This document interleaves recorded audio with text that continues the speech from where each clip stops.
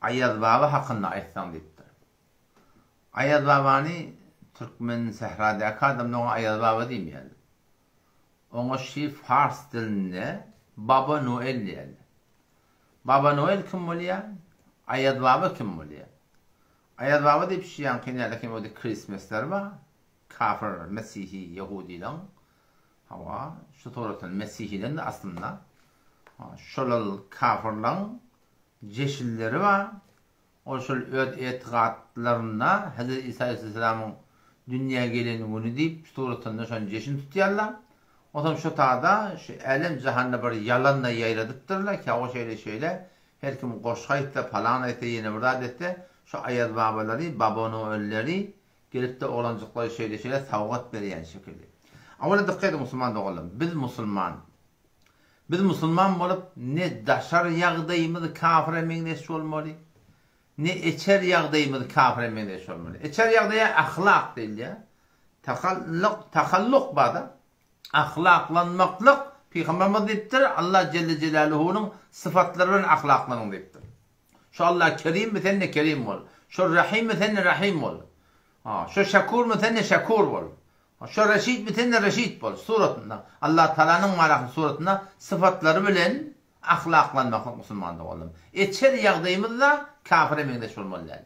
Eçer ýagdaýymyzda Müslüman meňdeş bolmaly, dinimizde meňdeş bolmaly. Ve zahir suratında zahirımızda hiç hatta kafir meňdeş bolmaly. Peygamberimiz ikisini aýdypdyr şoň. Men teşebbehe bi kavmin fehuve minhum. Her kim her kavme meňdese şondandır diýär. Her kim her kavme meňdese. Daşyň näme? Daşyň näme? İçinde doğru bolsun diýär. Ýok gardaş öde. İçinde doğru bolmaly, daşyň da doğru bolmaly. Şu atemden hod alýanda daşy jejejik içine mi möjek? Onu hod boljakmy näme? Ben garhod alýardım. O şeýle. İçini oryadan öyle kim akıbeti. Garhod boljakmy näme? Gawun alýardım şeýle. Ortaň içine kirim çıktı. Gawun boljakmy näme? Adam da adam boljak bolsa, içinde gaw bolma bolar, daşy da gaw bolma bolar. O palany näme taqqal goýup benden peýda, palanet benden peýda. O bilen nämişiň bar? Sen görelden meger şomy, sen olgun meger şomy. Sen ýüzüne düşmeliň meger şomy näme Müslüman boldum. Pesende daşarymyz, içerimiz bir bolmaly. Adam şu taýdan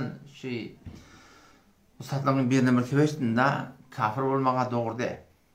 Kafir bolmak dogry de. Kafir meňdeş bolmak dogry de Müslüman. Kafir bolmak dogry de dämi? Kafir meňdeş bolmak dogry de. Şu tıljak ödäki Baba Noel'in jeşni, Ayyad Baba'nın jeşni, Christmas'ın jeşni, şu kiminki kafirlanky. Kafirlanky musulmançylykda beýle bir zat ýok. Kafirler biz evet meňdeş bolmaly. Peygamber aýdan kepinäme her kim her gowmy meňdeş şondandyr diýär. Onu şu taýda bu zatlardan gaty görýämisek gerek. Hatta bu taýda çağalar biz toraw etýän şey diýipdir da çağalar biz Allah'a asypdyr diýär da. Şeýle hemana goşgaýtdan falan etsen sana Ayyad Baba suratyny barakim bilmeýän sowgat berjekdik diýdi Müslüman dogalamaýdy. Peygamberimiz aýdypdyr. Oğlancak çağırsan falancan berik gelsen falandat bereyin deyip aýtsaň şoň bermesen yalan diýipdir diýär. Yalan yazılýar diýipdir. Öde oğlanın, öde gıydın her kim fark etmiyor. Çağıryarsın, falanca berik falan berjek. Şu berjek diýen adam bermesen näme bolýar?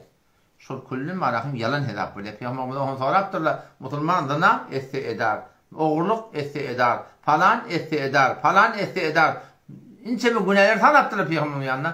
Esse edar diýipdir, emma yalan musulman yalan anlamar diýipdir. Onu şu da Müslüman dogaly, Müslüman anlamar hiç yok. Demek bir ýerde bir yarastacak bolýan haýdy bir ýagdaýlar ortaga gelýär. Ol gurrun bu gurrundan istisna. Onu şu taýdan bu zatdan köni görýämsekmeli. Bu Ayyad Baba dediğine bir zat dedi. Bu zatlar kullan şeriatda ýok zat, İslamda ýok zat. Bu kafirliň ýollary, bu Mesihiliň ýollary şu dogratynda biz musulmançylygymyzda hoş boljak bolan ýa-da 365 günde hoş boljak bolan hoşun boluvermeli. Jeşin tutjak bolan öýdüň bar hoşluk bolan şeriatga togra boljak boluvermeli. Emma bu ziratlary asyl etmeliler Müslüman bolýar.